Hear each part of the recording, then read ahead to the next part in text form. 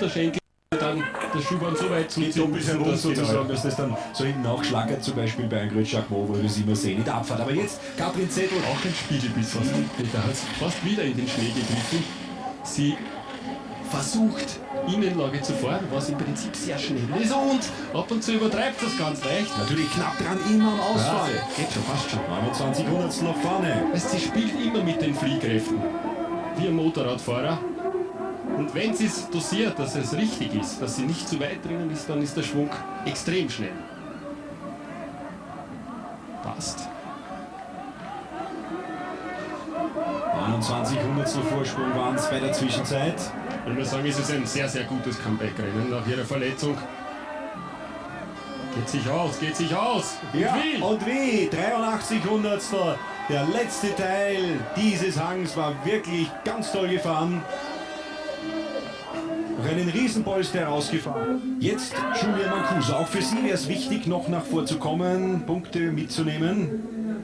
Ja, der Vorsprung ist natürlich jetzt schon eine halbe Ewigkeit. Eine Dreiviertelsekunde müsste normalerweise eine Olympiasiegerin ins Ziel bringen. Gefährlich. Und der Fehler ist vorprogrammiert. Einmal zu gerade an und sie muss korrigieren und fightet jetzt noch immer mit der Linie. 75 Hundertstel Vorsprung, 51 noch übrig. Ja, aber wichtig wäre für sie jetzt nämlich die richtige Linie zu haben und sie kämpft immer noch damit. Wird relativ spät mit dem Schwung fertig und die Frage ist, hat sie genug Tempo fürs Flache? Und auch die Kondition, die Kraft, den Saft noch für die letzten Tore, wo man jetzt noch mal tief hinunter sollte.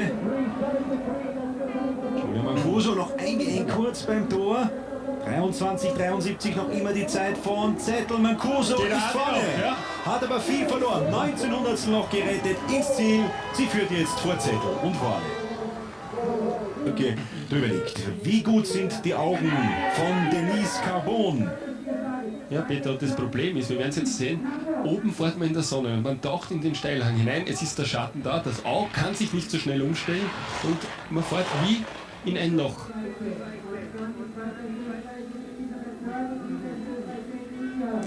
Zu vergleichen, wenn man bei Sonnenschein mit dem Auto in einen Tunnel hineinfährt, was finster ist und dann sieht man halt nicht so, wie man will. Ah, auch sie muss kämpfen. Technisch ähnlich wie die Niki. Sehr genau, sehr gut. Sehr viel Innenlage. Und die Zeit ist... 53,06. Hat noch eine halbe Sekunde fast an Vorsprung. Was ganz clever gemacht jetzt da, gut dosiert. Was ihr Vorteil ist, dass sie ein wenig höher die Schwünge ansetzt, dass sie ein bisschen mehr ausholt und dadurch vielleicht nicht ganz so stark in die Schläge der anderen Läuferinnen hineinkommt. Denise Carbon im Duell mit Julia Mancuso um den ersten Weltcupsieg nach über 4 Jahren. Und Zarutscha noch, 23,54 die Zeit der US-Amerikanerin. Jawohl, sie ist vorne, Denise Carbon. Mit eine Spitzenleistung der Dame aus Kastelruth. Finnischer oder italienischer Sieg hier zum Auftakt der neuen Skisaison. Tanja Budjainen wird es uns zeigen in ihrem 150. Weltcuprennen.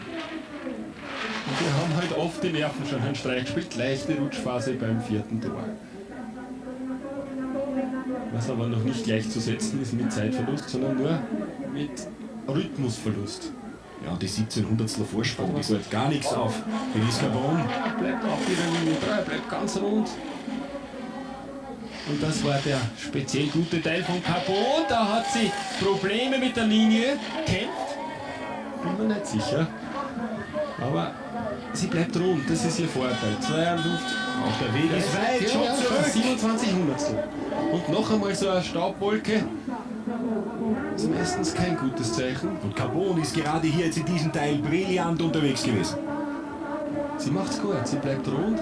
Allerdings Carbon war von der Linie höher dran, hat mehr ausgeholt. Und jetzt beginnt halt der Kampf.